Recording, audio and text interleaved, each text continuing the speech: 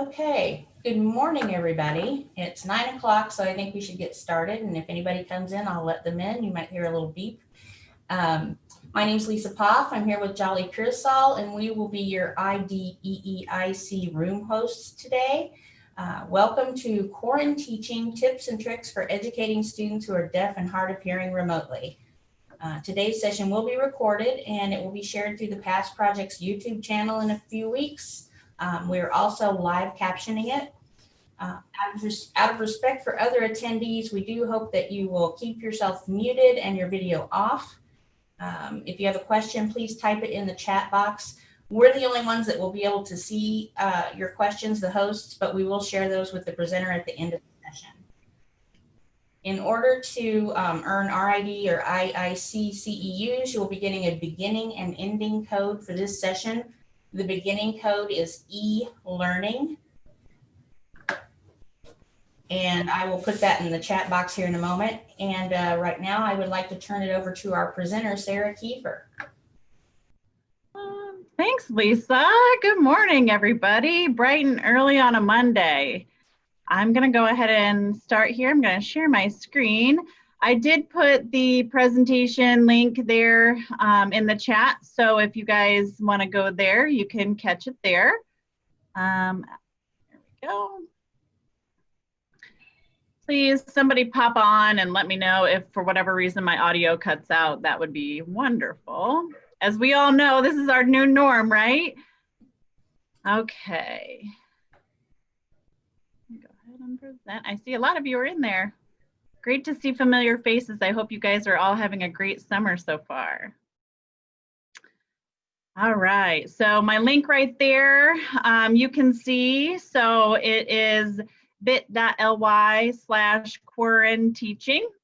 So, and I also have it in the chat there, but I'll go ahead and get started. Okay, so for those of you who don't know, I see a lot of familiar people on here, but if you don't know, I am Sarah Kiefer. I am currently the Deaf Education Coordinator at the Center for Deaf and Hard of Hearing Education. And I have a background in deaf education, as well as curriculum and instruction, where I have my admin, technology leadership. So I know most of you know that I'm a big techie, and I have helped troubleshoot a lot of things along this crazy journey that we had at the end of the school year, right? I'm also a TypeWell transcriptionist, and then I'm a parent as well. So I have kind of a background in quite a few things. Oh, and those are my chicken tenders there, my two boys, and holding some chickens. So we call them our chicken tenders. So I just want to share with you a little bit, just some remote learning resources that are available to you, and just to get us started off. So the Department of Education has some great remote learning resources. These are all hyperlinked, so if you go to my presentation, you should be able to click on all of these links and it'll open up for you. If for whatever reason you have trouble, just feel free to send me an email or contact me, and I'm happy to send those to you. There were at least some weekly webinars that the Department of Ed was doing over the school year. I think those have kind of slowed down to maybe once every 2 weeks, but there's a lot of great information there, and they're sharing quite a few things in that webinar series. So if you want to keep up to date with the most recent kind of guidance that they have, I would recommend going there. Recently, they just did one with Dr. Box, who is over our Department of Health, and with Dr. McCormick, and so it was really great, and they had them all recorded too. So I recommend going there and checking those out. The Office of Special Education at the Department of Ed also has a list, and they keep updating this. So if you've looked at it before, you might not see everything that is in there now. So I recommend going and checking that out. We have some new things on our website as well, and we are continuing to add some. I have some that are pending that should be uploaded here pretty soon on our website, and I'm actually going to go over some of those things today. that you will see coming up on our website. So keep looking there for more new things. And of course, I'll push those out as they're available. Then we also have our blog. So we have a newsletter that goes out and some things go on our blog. And so feel free to check that out. That's kind of, those are the updates that we can regularly update easily. And so feel free to, keep checking out there. Most of you know that I have a big digital curation live binder. And so I have a lot of things in that e-learning tab. I think it's almost impossible to put in there everything that's out, but hopefully you'll be able to find some things there that can help you out. But yeah, in the e-learning tab, there's also a sub tab called COVID, so feel free to check that out. I think that right now is one of the best times to be on social media. So if you're not, I would recommend highly considering it. There is a wealth of information, particularly on Facebook and Twitter. So I really recommend you going there because all of this information is flying about how to best serve our kids and accommodations and access and all of that. So here's a link to our DHH teachers Facebook page. And then our center also has a Facebook page as well, and you can find that on our website. I also wanted to add here this Connect Here knowledge base. My good friend Tina Childress has been working on this too. With several people have been collaborating, and there's just a really good, it's a good resource with lots and lots and lots of different things. And she actually has some mask and face shield considerations, and she's only putting the things in there that she's vetting herself. It's just a really good resource for you. And then of course, I'm sure a lot of you have seen from the Department of Education the in-class re-entry guidance.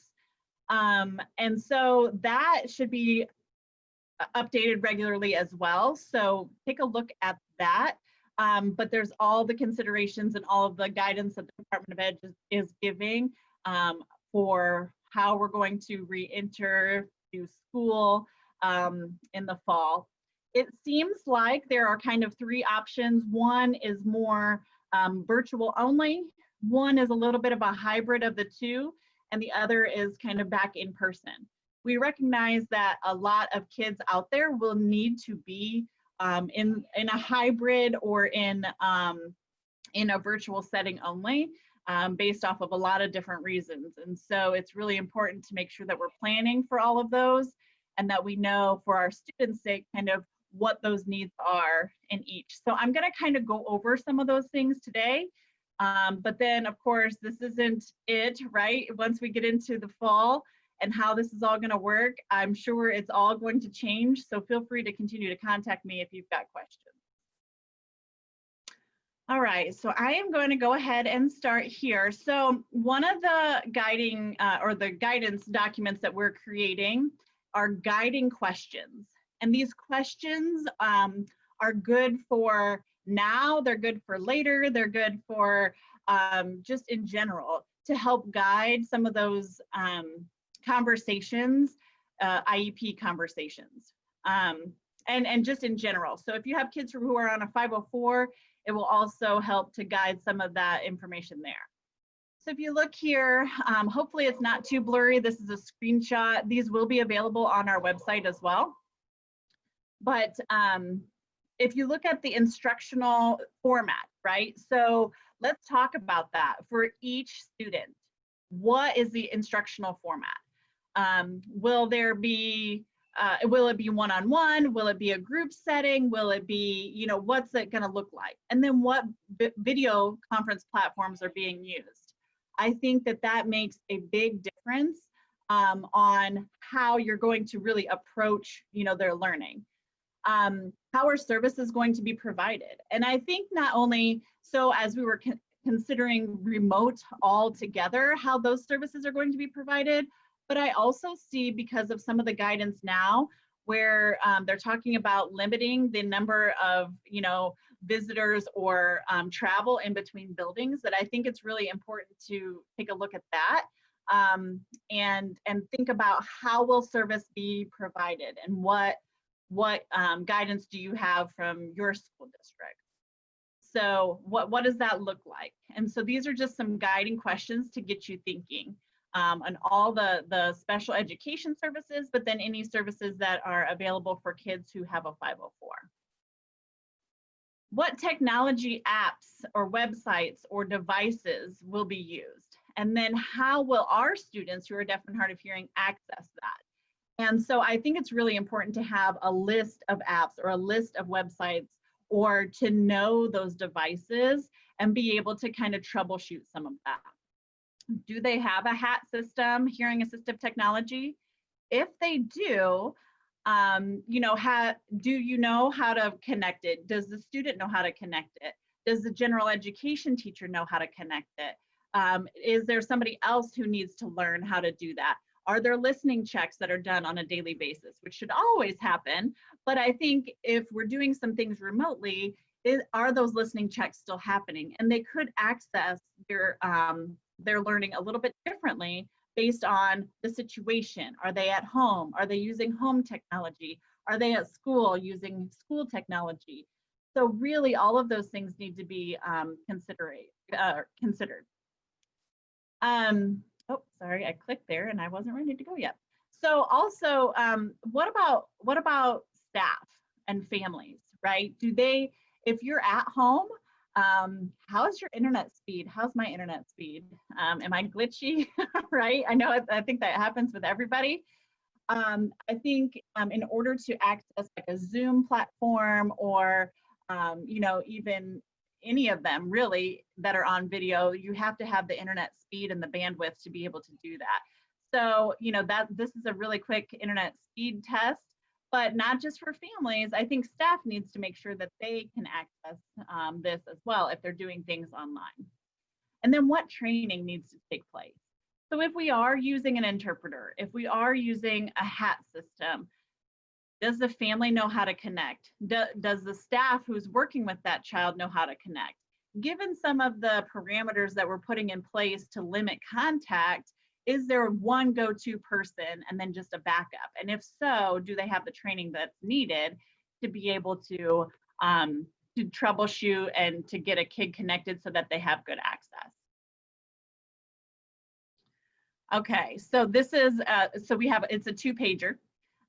But how are they accessing their content in the different environments, right? So if their environment changes, if it's a hybrid model, how are we accessing that? So just making sure that we have all these discussions and all of those things are documented, I think that really, really helps. We did talk about HAT and educational interpreter a little bit. And then masks and shields. We'll get into that a little bit more and some of those considerations there. But I did just want to put that on here because that has to be part of this conversation. How are our kids accessing? And I'll tell you that some kids will access a lot different than other kids. So we can't just blanket and say, this is what our deaf and hard of hearing students need. We can't say that. It's going to be on an individual basis. So yeah, consideration of video conference accessibility and those features. So Zoom here has captioning. We've got a captioner and we're able to embed that in. The refresh rate on Zoom isn't always as optimal, even though the video quality on Zoom is great. And then there are platforms like Google Meet and they have auto captions and that the refresh seems to be better. But then again, you're trading the auto captions for maybe an in-person captioning. So all of those things to consider. And then how about a list of contact information? If something goes wrong, making sure that all of that is shared, especially in this remote platform. You know, I really appreciate it. I know Robin sent and said, hey, if there's any questions, feel free to call me. Here's my number. And I think that that's really helpful. If you can't get something set up, we want to make sure that we're not just saying, it's okay. We don't need this right now, or we'll mess with it later.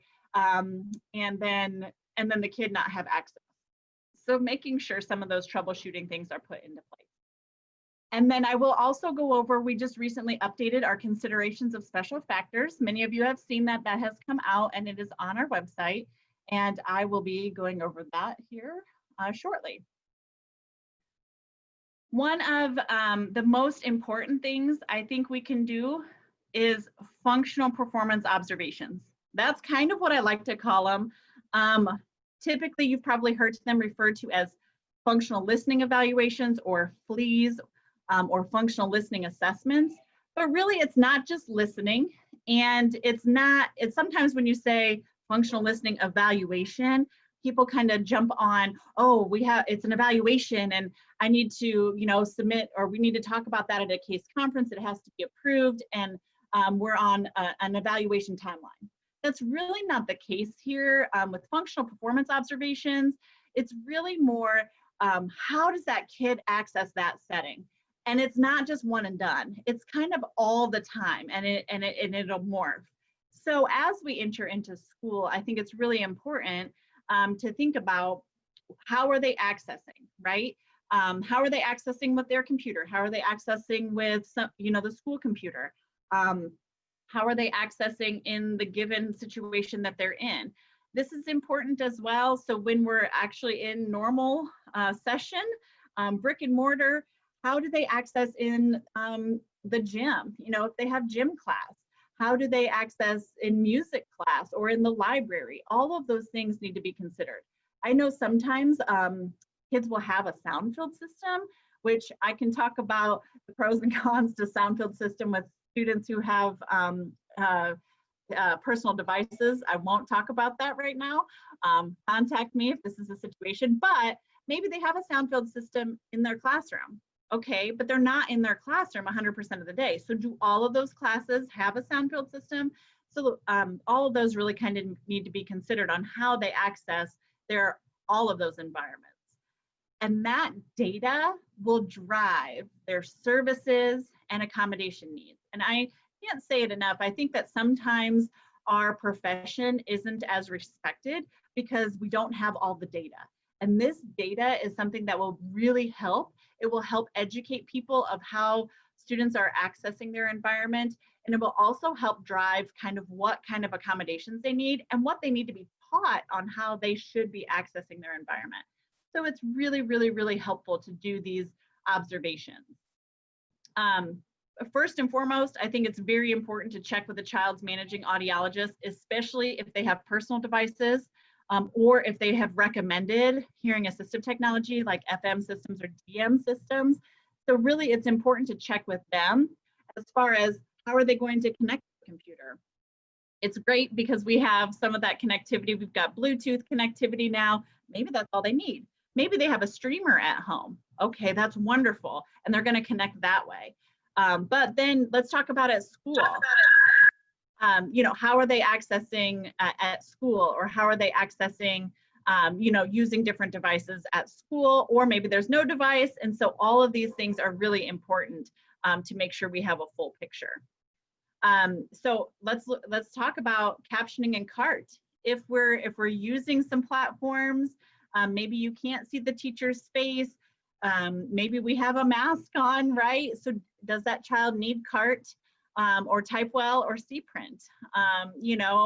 I can talk about all of the differences in those systems, but really, I mean, that might be what they need to access, especially now as more people are covering up their face. We've got unilateral kids, and they can plug in that good ear with headphones or earbuds, and maybe they can access that way.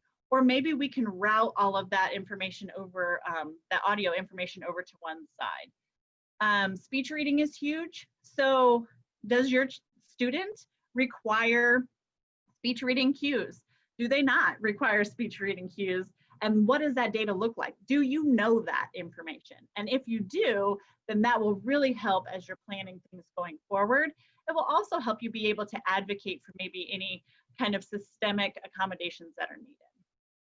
So make sure that you look at all of that and you look at those apps and sites that your teachers frequently use. And that goes for remote learning as well as learning in person, because we all know that everybody has apps. Maybe you have an Apple classroom and you have iPads, or maybe you have Chromebooks. And what does that look like? There's a resource there for PHONAC. That's their functional listening evaluation resource. Feel free to take a look at that as kind of a good base, but contact us if you need help setting up a functional performance observation. And really, this can look, that's kind of the standard protocol, but if that teacher is not standing within 3 feet or 6 feet of that student, but they're in the back of the classroom behind the student, or if there is a face mask, or if there is a sound field system in this room but not in that room, that it's really important to replicate those environments for this functional performance observation. So you replicate the environment more so than you can do the standard protocol here, but it's really important if that's not that child's reality, that's going to kind of give you skewed results. In the classroom, of course, is better. If you can do it in the classroom or in that environment, then if you pull them out and you're in, I know we all kind of work in broom closets, right? But that is going to create, that's going to be a big difference in a smaller classroom or classroom that doesn't have visual distractions or auditory distractions as well. So it's really important for all of our students. And not only that, I think if we're using an interpreter, how does that work? Are we using our standard everyday interpreter and the student has one assigned, or do we have a situation where we've got different interpreters coming on because we're contracting them out? And I think that's important to note too. Okay. As promised, I mentioned that we have updated our considerations of special factors, and it's a couple pages here. So you'll see this is on our website. And it is, of course, in accordance with Article 7. So all of these things need to be captured and put in the IEP. I think it's really important to go through this through the lens of what school is going to look like in the fall, but so remote learning and in-person learning and what that looks like, and make sure that all of this is documented. So the idea is that you can complete this form and then you can upload it as a document in IEP. And then you can summarize it and you can put it down there in, you'll see down at the bottom that special considerations and behavioral concerns. So you click yes, are there considerations regarding the student's language and communication needs? And then in that box there, you can kind of summarize and put the narrative of what that form says. You can put it in that box. And really, so it's really helpful to make sure that all this is captured and reviewed on an annual basis or as often as needed. So maybe something changes and maybe these environments like this remote setting might change. And so making sure that all of that is captured is helpful and that it's reviewed. So it's not just one time, but at least maybe reviewing it and making sure that everything is good every year when you have those annual IEP meetings. So this form will capture the language used in the home, also any assistive technology, personal hearing devices that are used, and the time that they are worn, so the amount of time that they are being used. It also covers any parent education needs. So maybe they need help with learning how to do a listening check, or maybe they need to learn some ASL, and so that is captured in this form and that is in accordance with the law. So we can't really forget that part. So that's in there as well. Expressive, receptive communication, that continuum. So you'll see we have the pictures here of fully visual to fully auditory and then fully signed to fully oral. I know that we don't really use the term oral anymore. It is more listening and spoken language, but this is kind of that standard continuum that we see. So we went ahead and placed that on these forms. And then you can indicate kind of in different environments, how does that student perform? So maybe at school, the child is using, one way or another or a combination of the two, but then at home it's something different. And we see that quite frequently. And that's really important to note and make sure that that's documented. And then are there opportunities for direct communication with peers and adults? That's a part of the law as well, and that's needed. And so what do those opportunities look like? And how can we create some more opportunities? It also goes over academic level and full range of needs just in general. So I just encourage you guys to really look at this. You don't have to use the worksheet, although I think that it is very helpful to make sure that you have all those components captured, and then put it in that narrative box there that you'll see. So there's a link down at the bottom to that worksheet. It is posted on our website currently. All right, I just took this picture. So there's a new campaign that is starting, I think today, and it's called Mask Up Hoosiers. And so this is my picture that I just did for that. So anyways, so welcome to the masquerade, right? I think that's a cute term. I stole it from Phonak in one of their trainings, so I did not come up with it on my own, but it is cute. So this is our new reality, right? And it's not so great for our students. And in fact, I don't think it's really all that great for everybody. Did you know that 50% of communication is visual? So when you take that away, right, you can't see kind of the smirks, or you can't see the smiles and all of that when you're covered up by a mask. So again, I cannot emphasize enough to conduct one of those functional performance assessments.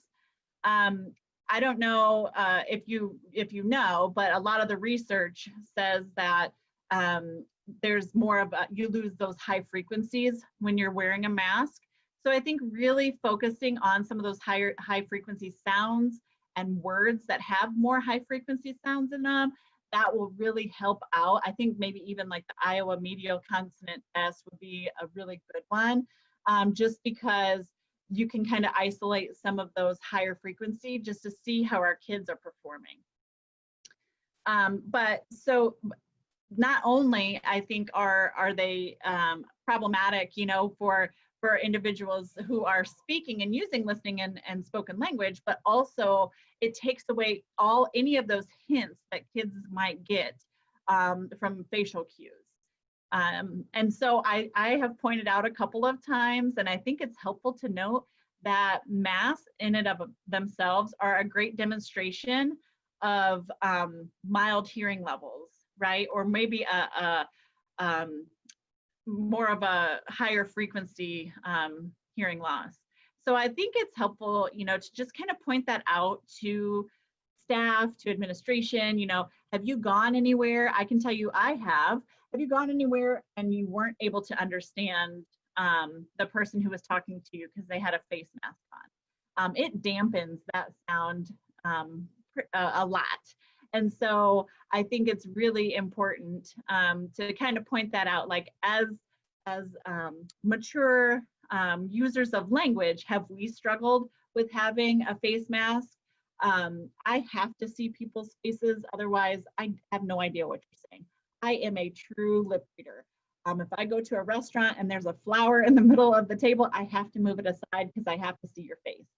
And so I know that about myself, but then let's think about what does this mean for our students?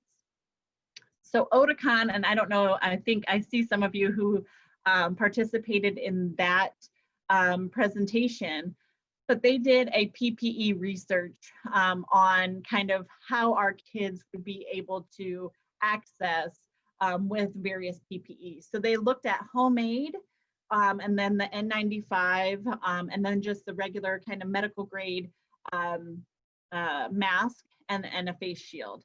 They unfortunately did not use clear panel in this research, but I do know some people who are looking at that. And I also think that it might be more similar to the face shield if you take a look at that. But again, this is why some of those functional performance assessments are helpful and necessary to see how our kids are accessing. And one is not going to access it the same way as others. So some of our pros and cons that we have, and I think all of these things really need to be considered on a case-by-case basis.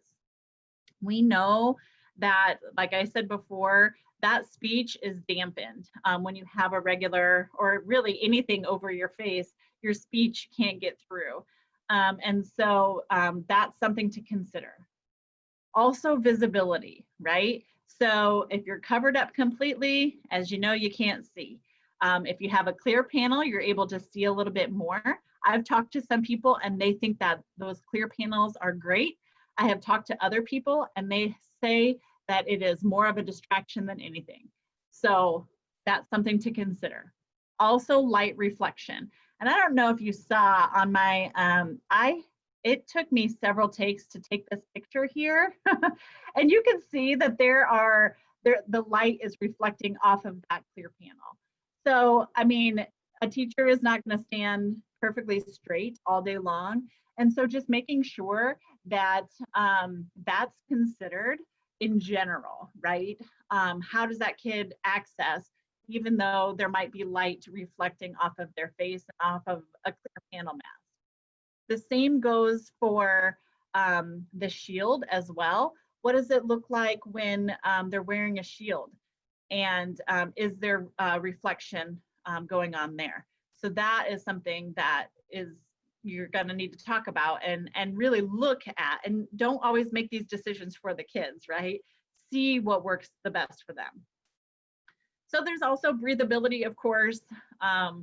Breathing in your own hot air is not always the best. Make sure you don't have garlic for lunch. But what does that look like? And then there's fogging because of that. I have this stuff called hockey spit, and it is wonderful. I spray it on, I rub it in, and it's great. So when I use the clear panel mask, it works very, very well to help with that fogging. I know you can use shaving cream, you can use dish soap, you can use, I think, a bar of soap and toothpaste and all sorts of stuff. You're just gonna have to try it out and make sure that that works for you.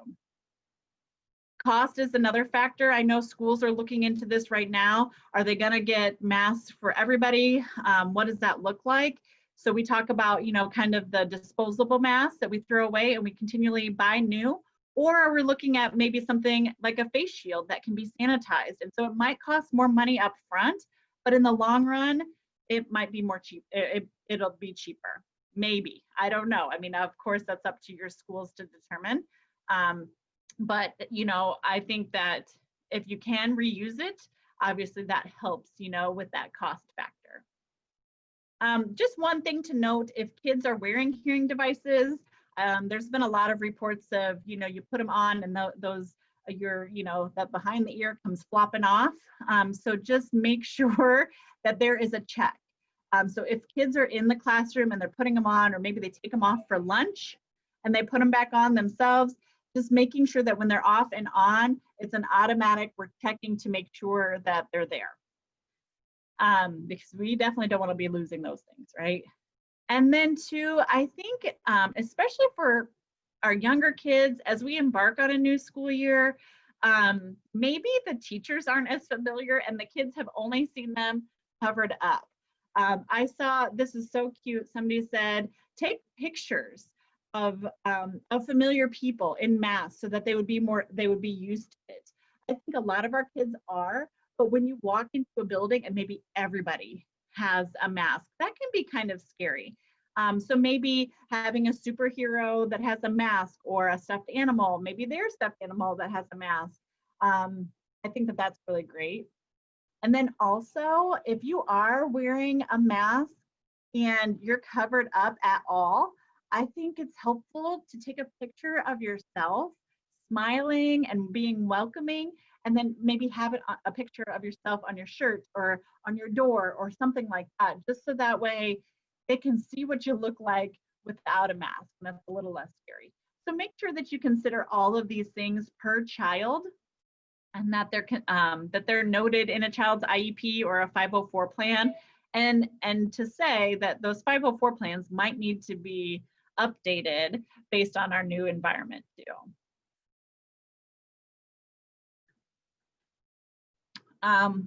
So one of the things that I recently participated in PHONAC and OTACON's webinars for pediatrics, and they had talked a lot about if you're using a DM system, so that would be like your Roger, their Edumike and their Roger products are more adaptive. And so they have a better signal to noise ratio that way, and that those microphones will compensate.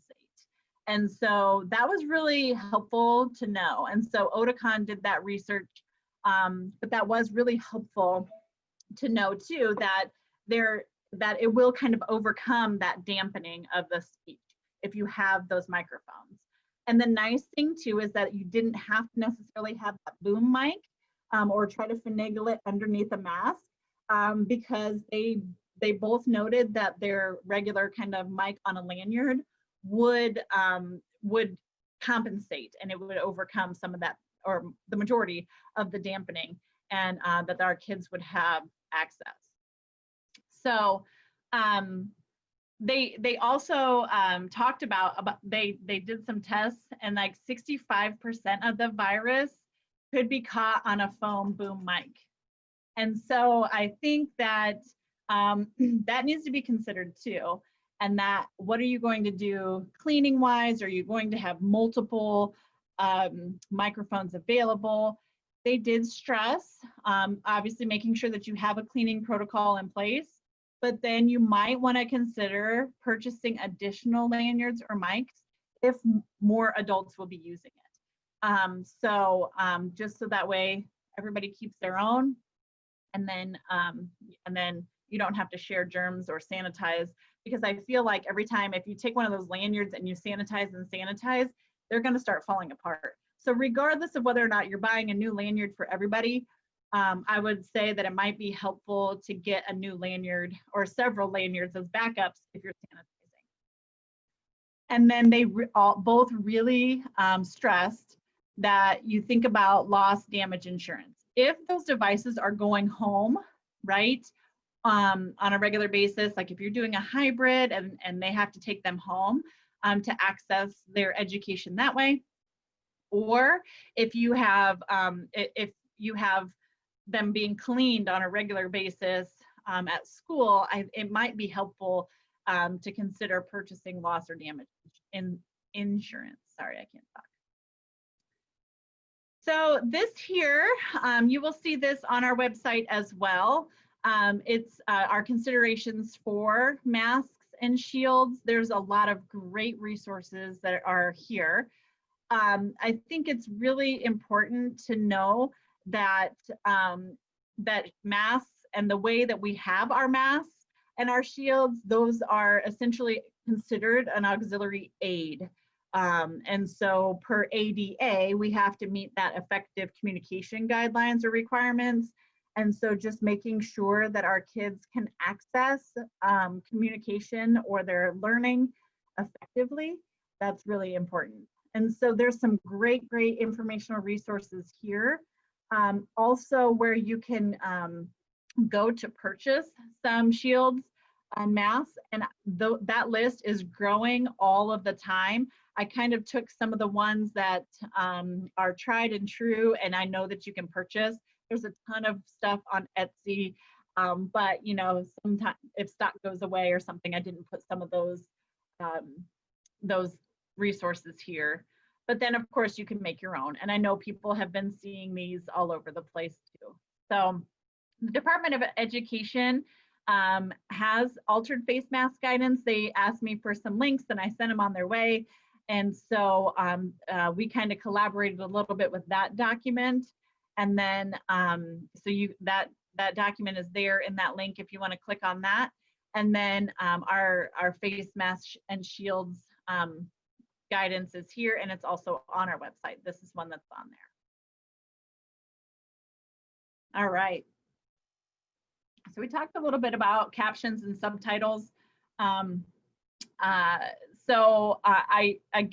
I think it's really important to do one of those functional performance assessments. Using the technology or using the scenario or the situation that your student will be experiencing in the classroom, that's how you do it. I think it's very helpful to give general education teachers this resource, the Described and Captioned Media Program, DCMP. I know a lot of you use it, but I think it's a great resource to share with staff and just say, hey, this is a wonderful resource here, especially as we're doing remote learning. They might be looking for videos that are accessible or might be looking for educational videos in general, and you can share those resources with them. I also think it's really, really, really helpful to note the benefits of closed captioning for everybody. I have done, this is one of my soapboxes, I've done many, many, many presentations on how captions benefit everybody. So if you need any of that data or research, please contact me. But really, it helps our struggling readers. It helps our kids who just in special education in general. It helps learn that print awareness and those readiness skills. And there's higher retention rates. So when videos have captions, quality captions, then there are higher retention rates. Although I think that they would probably retain more information when they're inaccurate and share some of those funny stories that I think we've all been a part of at one point or another, thanks to YouTube's auto captions, right? So, so speaking of which, make sure that all of those videos are previewed. And it might look like they're accurate, but just making sure that it's true captions and they're done well, rather than the auto captions, because we know that those can be very inaccurate. So here are some links here for auto subtitling. I think that you can use this in many ways. I have to say that Google Live Transcribe is probably my favorite. I think it's one of the most accurate. And the nice thing is you can get a lot of these apps and put them on your phone, or you can have your student put them on a phone, and it helps with some of that communication. So whether they're communicating with somebody with a mask or not, they can even kind of hold it up under their chin, have somebody else hold it up under their chin as they wear a mask, and it will kind of give them some of that auto captions if that's needed. Also, I have had a lot of success myself in turning up the volume on my computer, and then I will kind of lay my phone right by the microphone there, or the speaker, and then I'll be able to get the captions that way. So that's really great, I think, to share with teachers about these tools. At least they can get kind of a rough or a raw transcript, and then if they're recording some things, then it can be put into it can be put into a video, you know, later if they're recording it live. So web captioner is also a great one. You can do dual screens, and you can have web captioner going, and that one is pretty accurate as well. That one's not an app, so just to let you know about that. And then InnoCaption is great for, especially for phones, if you're calling and using things over the phone. There are so many things out there that you can do DIY. I think Clips is wonderful, Camtasia is wonderful, and I'm not sure, I think this is AEGI sub. I'm not sure how you pronounce it, but they do a wonderful job too. And there are just so many DIY resources out there. But really, I think it helps as you're recording, if there's a way that you can use a platform to at least capture it. It takes a lot of time to then go back and just like try to type it up yourself or something like that.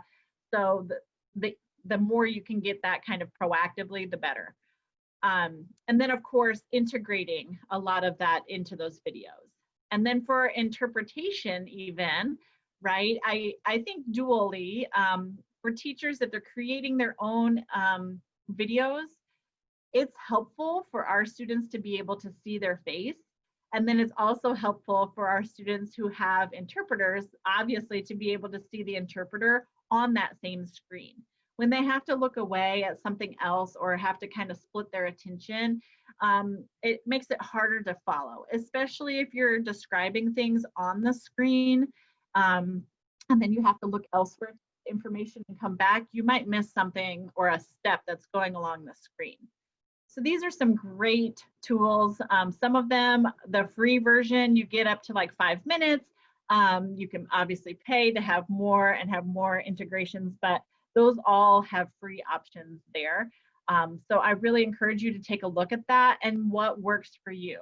I know that many schools, some things are blocked or you can't use something, or one integration might work better with the tools and the programs and the video platforms that you have at your school.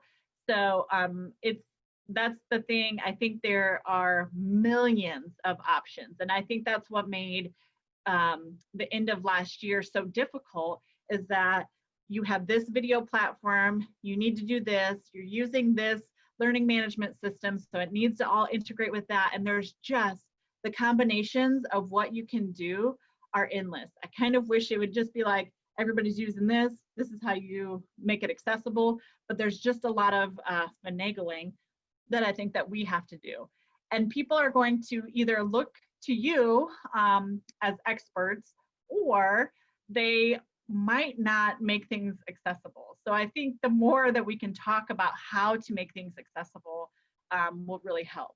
And this isn't the end of online learning or remote learning. Even if your school is planning to go back full force in the fall, if we have a resurgence of COVID and the cases go up and they close again, you just want to make sure that people will be ready. Not only that, but it's helpful to tell teachers that if you caption now, right, regardless of whether or not you have a student who's deaf or hard of hearing, if you caption now, that's going to save you in the end. So let's say they are making all these videos and preparing, and then all of a sudden we have to close school again.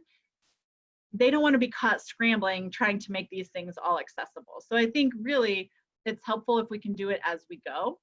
But how many of you guys have inclement weather days, right? So you might close a day or two or three, some of you, right? And if that's the case, how are those students? So going back and talking about all of those consideration questions of how does a student access for inclement weather? Those things all need to be considered. So it's really helpful to have those discussions ahead of time instead of trying to scramble, unfortunately, like we had to do in the spring. So here are some considerations for continuous use or continuous learning, about interpreters. So we need to talk about how are we using an interpreter? Does the student need an interpreter in this environment or that environment? And if so, what does that look like? What is the schedule, right, for using that interpreter? What is their prep time?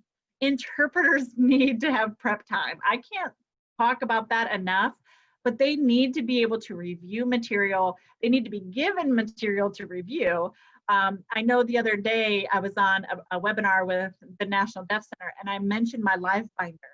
And when the interpreter signed live binder, she was like, it's a binder. It's a physical thing. And I'm like, oh, and I explained, I saw that. And so I had to explain, no, it's a digital curation tool, much like Pinterest or something like that, or bookmarking site. And she's like, oh, that makes sense. So see, of course, I just happened to be on a meeting, but she had no idea. So some of that terminology, it's really, really helpful to make sure that our interpreters have that so that they're conveying the right message. And oh, it might be funny, right? Oh, she signed actual thick binders, like I'm carrying around all these binders.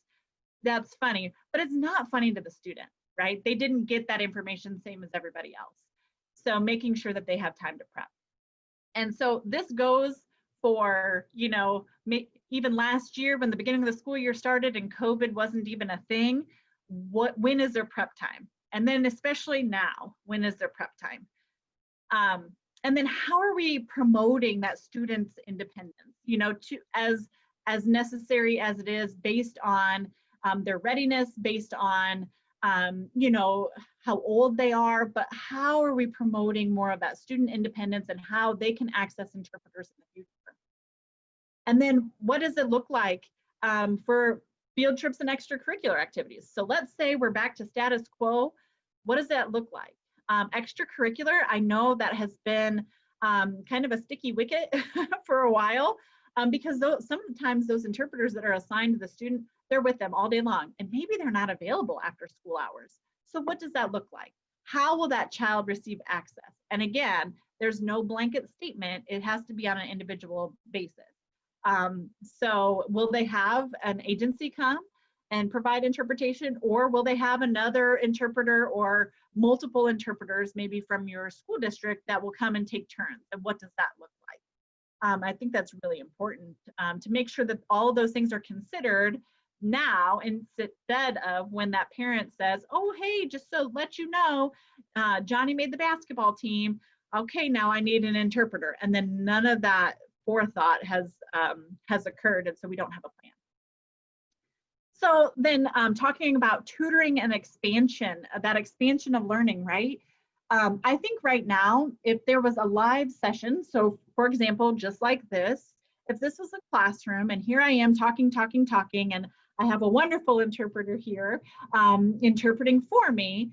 Now, if you're the student and you missed something and you needed to have some clarification, what does that look like? Are they able to say, no, pause, wait, I need you to clarify? Or maybe are they asking their interpreter directly? Or are they going to go back then, and then, you know, after this session, we have like just kind of a recap, making sure, was everything clear? Did you understand? That kind of thing. Or, hey, I learned after the fact that Live Binder isn't an actual physical thing. It's an online thing, you know, and so sometimes, you know, you'll see those interpreters write down notes, I got to take a look at this, or I'm not sure of this acronym, and maybe they looked that up and they were able to then convey that to the student. So when is that time, and when does that happen? And then I do think that it's really, really, really important to have these interpreters participate in those case conferences with those students, and not just for a portion of the time. These interpreters are with the students more than anybody else most of the time. And so they know these students and they have a lot of feedback to give.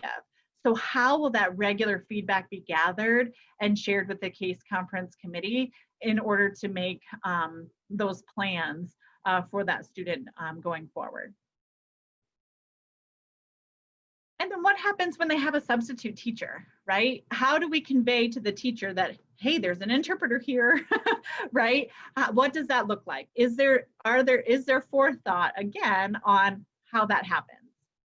And maybe there's a binder or a notebook, and maybe it's always there in the subplans, or maybe we give that responsibility to the student and then have them explain what their needs are. And then what happens if that interpreter, if you have one who is assigned, what happens when that interpreter is absent? You know, how does that go? How do you go about getting a replacement, or who comes in then, or what are the accommodations? I've had sometimes where it's, as soon as it's known, we call an agency and the agency can be there in, 10, 15 minutes. I know of some other times, you pull and you kind of shuffle some things around to make sure that somebody who is a fluent signer is there in the interim until you can get somebody to step in. And then I also have had students that they will use CART as that kind of backup, because that can be almost instant. And so they'll have remote CART until that they can get a substitute interpreter. So just making sure that those things are planned.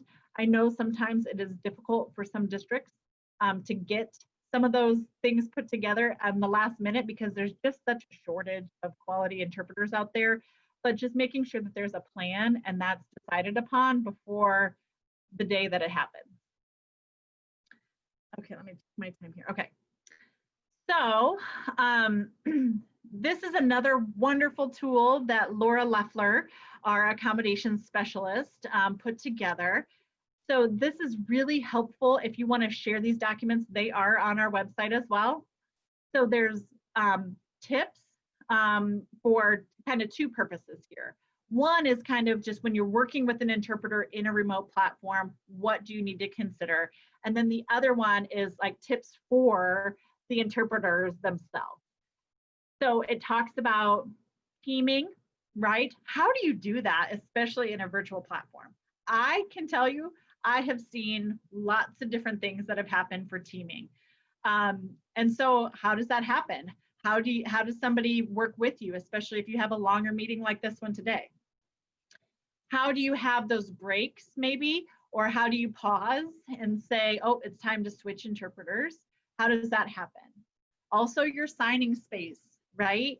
I think that you don't want to be all scrunched up to fit in this box. And so do interpreters need to advocate for their needs in that way? Or maybe this platform isn't the best because you have to be kind of really tiny and signing right here. And that's not okay. And ergonomically, you're going to wear yourself out, right?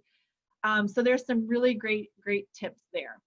And then also in just working with interpreters on a video platform like this, what are roles? How do we set up those roles? What does the platform look like? Maybe you need to trial it ahead of time to make sure that you're comfortable with all the features, right? We like to say, okay, pin your interpreter. And then when it's time to switch, okay, we're going to pause for a minute, and so that we can switch interpreters out. And that's really, really helpful to have that dialogue ahead of time. With especially with Zoom, if people pop out and pop back on their videos, it tends to shuffle the videos quite a bit. And so you want to make sure that for our individuals who are using the interpreter, that they're not left. We've got, what does it look like, 80 people on right now. And so we want to make sure that they're not having to scroll through the panes to find that interpreter. You know, so it's really helpful to say, oh, let's pause, and then let's switch, and then you can repin that interpreter. I know we're not really necessarily modeling that right now, but when you are in control of that meeting, or you're participating in that meeting, is that your role to then do or help facilitate that? And then by all means, you know, just establishing, hey, interpreter, you can interrupt me at any time if you need me to clarify, if you need me to slow down. I know I'm a fast talker, you know, all of those things. So anyway, setting up the communication ground rules will really, really, really help. Making sure, especially, so sometimes we'll have people calling in, or maybe they're off camera, to say, hey, this is Sarah speaking, I have this to say. And then, oh, this is Johnny speaking, and I have this to say. So that way, because that interpreter can't scroll through, they're interpreting. They can't scroll through and see who's talking. They might not see that little yellow box light up or be able to catch that in the moment. And so it's helpful to identify who is speaking. This is the same for if there's phone conferences or if there's people who are calling in for Zoom. You want to make sure that you establish who you're talking to. And so it's helpful to send out some of those reminders ahead of the actual meetings themselves, just so that people are prepared. And then you might need to remind them. It's not always, you know, first or second nature for people to be doing that. And so you might need to remind, oh, hey, you know, can you say your name before you start talking? And then just making sure that, you know, that facilitation, that does there need to be somebody to facilitate the meeting based on the number of participants. Laura has a really good here, kind of by the numbers, groups of 4 or less, you know, versus a group of, you know, this size, and what does that look like? I also want to share real quick too, these are wonderful little cards that DHHS has come up with, and the site is, or the website is right down there, and they're wonderful communication cards that I think you can share with families, healthcare workers. I think making sure that there's always a copy of this in the nurse's office at your schools would be helpful, not only just for individuals who are deaf and hard of hearing, but in general. I mean, what if, you know, you're just not feeling well, and or maybe you've lost your voice, right? And you're just like, this is how I'm feeling, but I can't really tell you. And just school staff in general. Maybe you have a kid who uses ASL, and they need to communicate to their teacher, or they needed to communicate, say, I'm not feeling so well, and this is what's going on.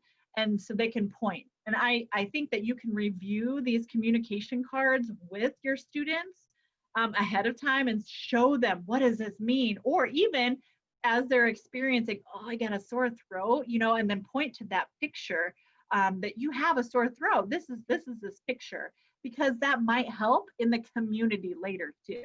I mean, maybe they go to the doctor and the doctor doesn't have an interpreter, or maybe they just can't access what they're saying. Maybe they have a mask on, right?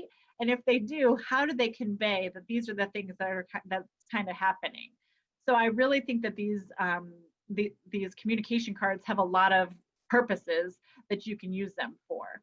And then you can also create your own, you know, with the student, maybe of things that are that your student regularly uses, or maybe even using pictures within the school. So maybe a picture of the nurse's office, or a picture of the bathroom, or, you know, a picture of, you know, whatever would be helpful. So obviously you can create your own, but here's some that are created for you that I think are wonderful. All right, so we also have, so we talked a little bit about this, but those continuous learning, hearing assistive technology considerations. So first and foremost, I have to say that all hearing assistive technology needs to be recommended and fit by an audiologist. Now, I know that not all audiologists will recommend it, but it's not that they're against it, so to speak. Maybe it's just not something that they typically recommend. Maybe they fit a child with hearing aids, and then that's it, and the child goes on their way. So I think making sure you have a release and that you have that open dialogue with those interpreters, or sorry, not interpreters, audiologists, is helpful. So because maybe you can call them up, or you can send them an email and say, hey, I have Sally Sue in my class, and I know she got these new hearing aids. Were you recommending, or do you think it's appropriate for her to have any hearing assistive technology? And going back to that functional performance observation, you might have even some data to show the audiologist and say, hey, you know, they came in with these new hearing aids. This is kind of the setting. There's no way that your audiologist knows the setting unless you have an educational audiologist, which if you do, consider yourself highly blessed, because we just don't have that many in the state. So of course, if you have an educational audiologist, talk with them. But otherwise, making sure that you're touching base with an audiologist and making sure that those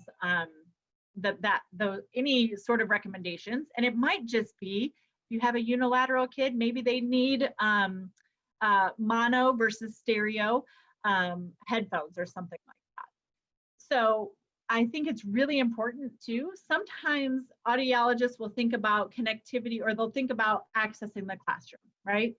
But they might not think about all of the technology now that we're using in the classroom. So if you have, again, kids are on iPads all day long or on a Chromebook, I think that's very valuable information to share with the audiologist, to say, you know, during this time and this time, the student has to connect to this iPad, and how's the best way for them to connect to the iPad, especially if they don't have hearing assistive technology. How are they connecting? Maybe it is Bluetooth.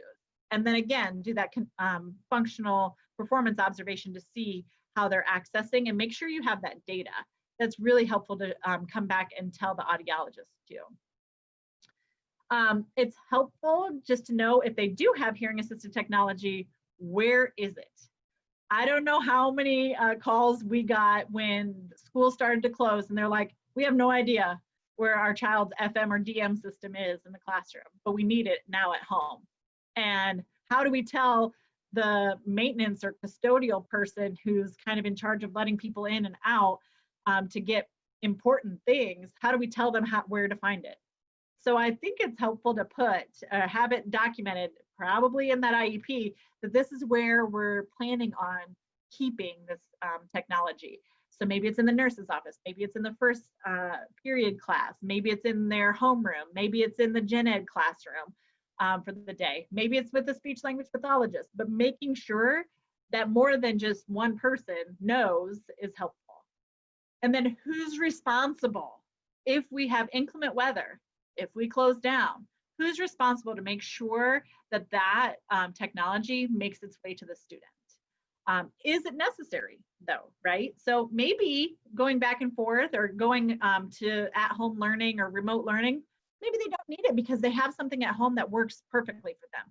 But you don't know that unless you've done some of those functional performance observations in servicing, right?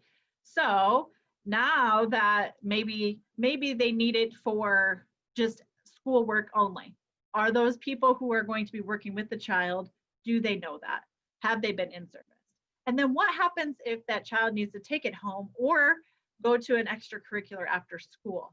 Are they in service on how to appropriately use it and how to charge it, or all the pieces and parts?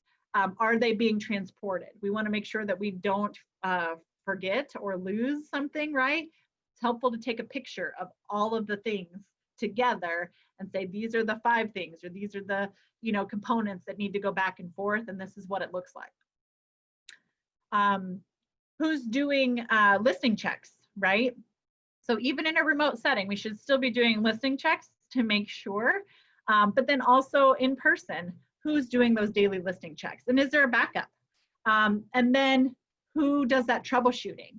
And maybe it's not our teachers of the deaf and hard of hearing, because they might be going all over the place, or they might be staying in one place. Maybe you're using Zoom to help troubleshoot. And then how is it documented? I think it's very, very, very important to document the function. And actually, it's legally, you need to document the function of those systems. And then if there's something that's repeated or something that is kind of off, that needs to be communicated back with the parents and the audiologists. And then what does it look like for maintenance? Right now, we didn't really close out school the way we usually do, but what does it look like for maintenance, right?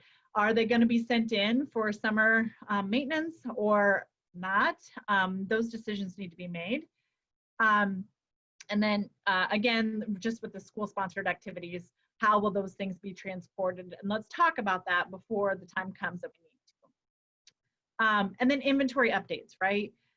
I've been out and I have seen some systems that are 8, 9, 10, 11, 12 years old, and they're still working, but have you listened to them?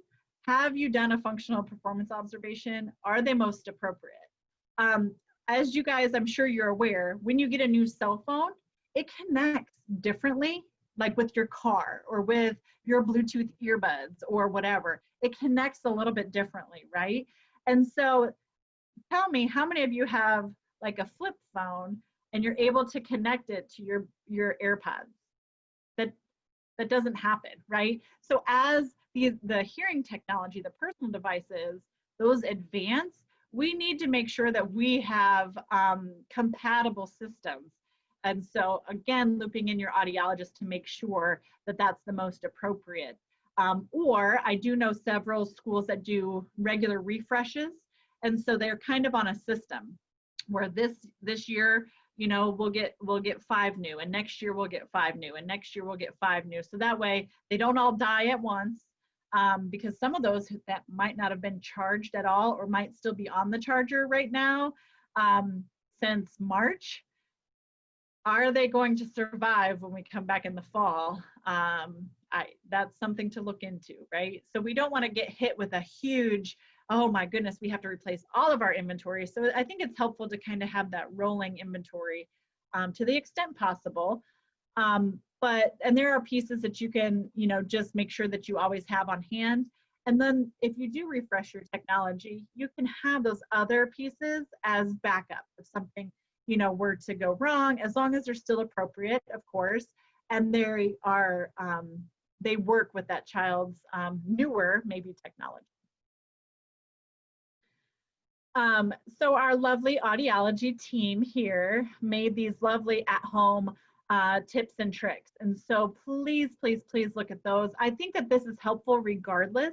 So even if a kid is wanting to tune into something at home on the computer, they can click these links and check this out. But also, are you doing remote learning for these kids? If so, and you don't have something, again, maybe you have a sound-filled system in the classroom, but they need to figure out how to access some things better at home based on that functional performance observation that you did. maybe they have Bluetooth and they can connect, perfect. Maybe they have a streamer and they use that all the time, anytime they're connecting to technology. Maybe they have a streamer and they've never taken it out of the box. So they might need some help with connecting, and they might need to learn how to connect to various devices and platforms. And then, do they have telecoil? If so, how do they access that way? Again, this is all so individual, and make sure that you do talk to the audiologist. Can they plug in directly? Those DAI inputs or cables, can they connect directly that way? Does bone conduction headphones work? Or do bone conduction headphones work? I have to say, I've had quite a few students that have really enjoyed that over, you know, our kids who have kind of that mono plug in or just listen to one earbud. They've really enjoyed bone conduction. So that's something that might be something worth exploring. And of course, talking to their audiologist about that. And then wireless speakers. In fact, you can have your speaker on your computer, but sometimes it's helpful or it's more clear if you use kind of that external speaker too. So just some of those things, keep those in mind. Again, keep troubleshooting until we get some really good results and our kids are able to access their education, and external things okay. We have created some choice boards for you, but by all means you can create your own. So if you go here, we have a huge choice board repository, and I want to give a shout out to Christy Etter, who she spearheaded this, and she's made a lot of the choice boards and put this collection together. So we really appreciate that. There's activities here, preschool through high school. There's some that could be through the school year, and then some that could be used in the summer, or you can kind of mix and match and do whatever with them. And then there are some that can be done independently, while some are more guided activities, and they're probably going to need you know, an adult with them. And so these are wonderful, not just for, you know, this past spring. Going into the fall though, especially if there's some restriction to going in between buildings, I think that this is something you can create your own. You can use one of these, but they can be working through some of these things here, and then you could meet with them through Zoom even, right? And then have some of this dialogue with them this way. Oh, you know, what did you do over the summer? Oh, wonderful. Did you go anywhere? And you can talk about some of those things. You can make it into a writing assignment or whatever you want to do, but we can have some of these conversations remotely, even though you're in person, right? Or you're not in person, you're physically at school in the fall maybe, and maybe they're physically at school, but you're at one school and they're at another. Maybe you're still using technology. That could be an option for some of you. And boy, it would save on some of that drive time, right? And having to eat in your car and then spilling all over yourself. Who can relate to that, right? But let's look at what does your scheduling look like? And I think those conversations need to be made now. So your teachers of deaf and hard of hearing that are on today, what does that look like? You want to make sure that you're prepared, so that way when we come back to school, you're not met with something unexpected. And so I use this all the time, but I think You Can Book Me and Calendly are wonderful, wonderful, wonderful tools. You can create a link, you can share it, and people can book you. So if you have to limit your travel in between schools, you can still pop up virtually like this, or even if you're remote, you can still do that. And then you have your time slots that can be booked. So you can work with your gen ed teacher to do some of that, and help, or your parents if your kids are working from home, and they can help to kind of book your time slots, so that, and then you can give yourself some buffer time in between. Or if you just have office hours and you want to share that with parents, you know, say, hey, I'm in the office every Friday afternoon, contact me, and this is how you do it. And then, you know, to give them a call or send them an email or something like Also looking at your schedule, what do those in-services look like? I can tell you that video in-services are well received by teachers. And so that's something, a project that you can be working on with your students for sure. But, you know, if you can make it kind of short and sweet, here's kind of 2, 3, 4, 5 minutes maybe of their time. You can keep it under 5. I think that they'll be more attentive. Here's the information you need to know. Here's the IEP at a glance. Here's an explanation of those accommodations, and put that all kind of together in one video and send it off. Make sure that it's captioned if it needs to be captioned, right? It does need to be captioned if you're creating a video, or if it needs to be interpreted, that's available there as well. And the more you can have your kiddo in those in-service videos, the better, right? And I think if they can start creating it, that really helps create that independence. So just some other considerations. Oh, and I have to point out, this article here has some really, it's just really cute. There's a small little link down at the bottom. It's from the New York Times, but it was about teachers during COVID. And there's a lot of really good things. And you'll see some of the pictures that I put on my slides, because I do think it's like we're building the plane as we're flying it, right? And you guys have done such a wonderful job. I mean, nobody could have expected this, and you guys have done a really, really, really good job. So kudos to you. So looking at all of these considerations too, I posted here, Oticon and Phonak both have cleaning and sanitizing protocols. So I think that needs to be established for sure. And then making sure that you're talking to those audiologists again for any solutions as we head in. That continual dialogue is so necessary, because our approach to education is changing kind of rapidly here, right? And we just need to be prepared. That way, I think it'll be a lot smoother if this were to happen again. And I'm looking at some of the other states right now that have opened up fully, and I'm not sure that it won't happen again. We have to close for a period of time. So let's just make sure that we're thinking about visual access to interpreters, visual access to professionals, visual access to other students. They might not be coming in contact with each other, and that's really unfortunate and sad. And if so, you know, how do they access any peer comments or things like that? And all of this is going to be based on your individual school and kind of the guidelines that your school is putting out. But I think it's helpful to be proactive and just say, hey, here are some considerations. I just want to make sure that I'm aware of how we're going into the fall. And then, is there any compensatory service needs? Is there need to meet directly one-on-one?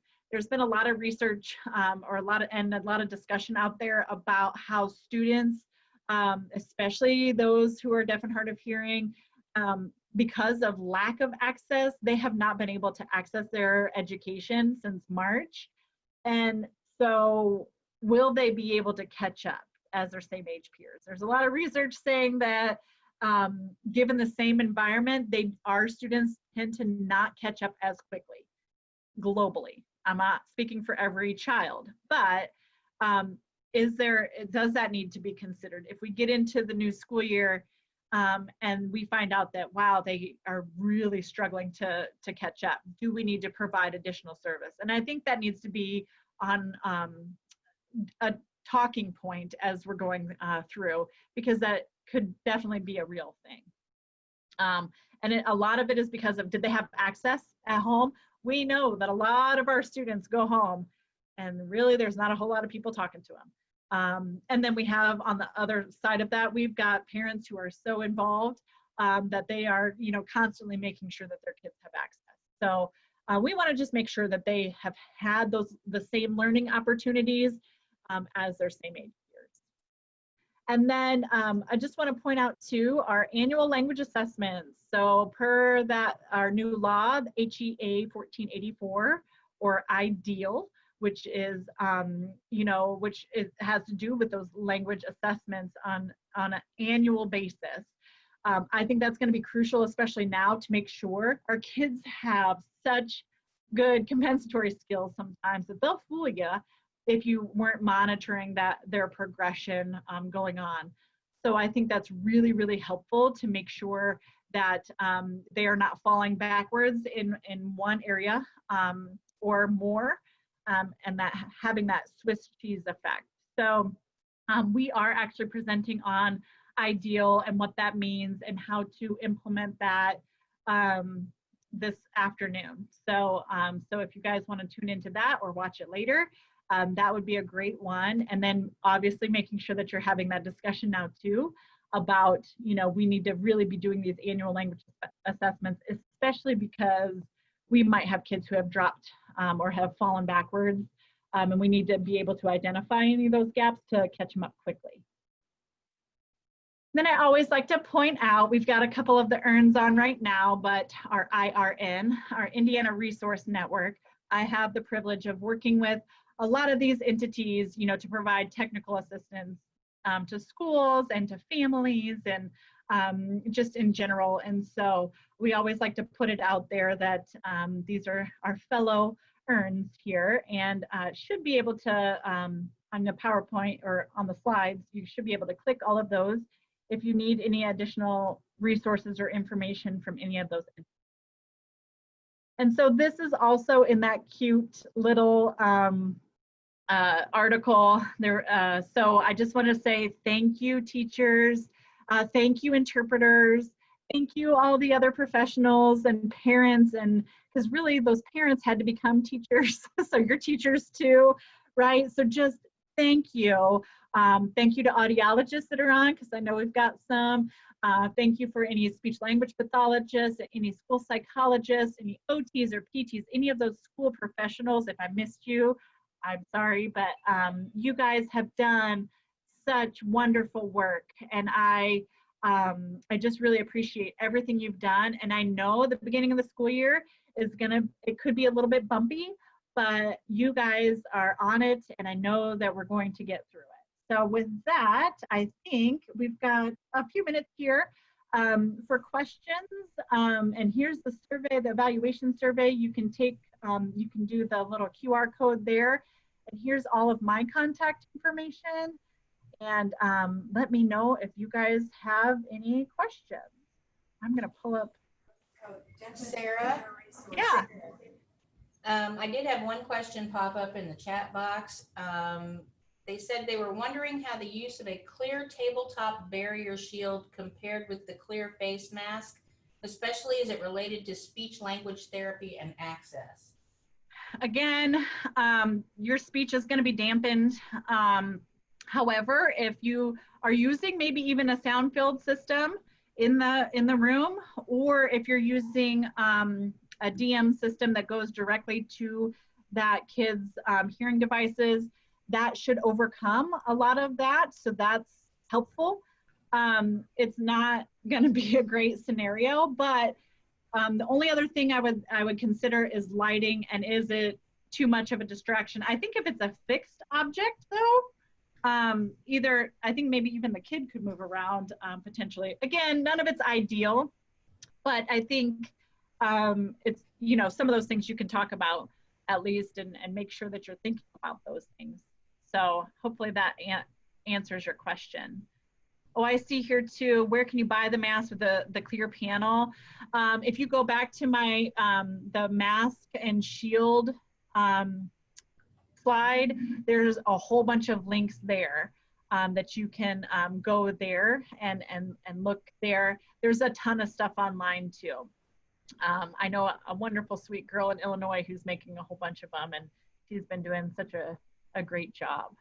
I'm trying to scroll through here. I know, like, when I'm presenting, it's hard to see the chat box at the same time. So, anybody else have any questions? Or Lisa, did you have any that popped up on your end? I did not. Perfect. That means I answered all of your questions. Right. There will be more this fall. I know there will be, and that's why we're here. So just contact us at the Center for Deaf and Hard of Hearing Education, and we will be happy to work through all of this with you. Okay, thank you, Sarah. All right, so this is the end of this session. It will be recorded. I know some of you missed some things. So if you want to take a look at it later, it is going to come up on the past YouTube channel. It was also live captioned today, so that captioning will be available there. You need to complete your evaluation to get your professional growth points or your CEUs and to be entered into a prize drawing at the end of the conference. Your evaluation link can be found in SCAD, or there is a link in the chat box that I put it out there earlier.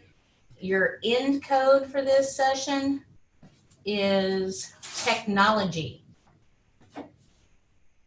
And I will pop that in the screen, into the chat box here in a second. And to leave the session, you can click Leave Meeting button on the bottom corner of your screen. The next session in here is called Professional Journeys, Educational Interpreter Permit, Certification, and Beyond, if you want to remain in this room. Thanks, guys. Thank you, everybody. I'll stick on for a little bit. If anybody has questions, you can pop them in the chat, or if you want to pop on, either way, it's fine. Education resources is for Jolly. Thank you, Lena. Good to see you.